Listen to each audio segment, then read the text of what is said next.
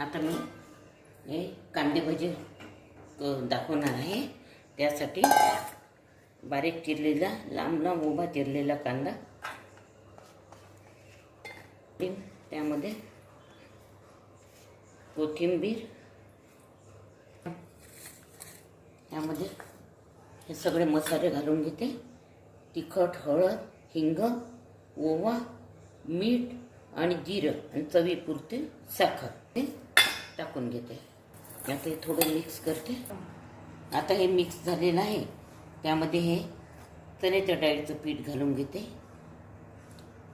आणि भजे कुरकुरीत होण्यासाठी हे थोडं तांदळाचं पीठ पण त्यामध्ये घालून घेते.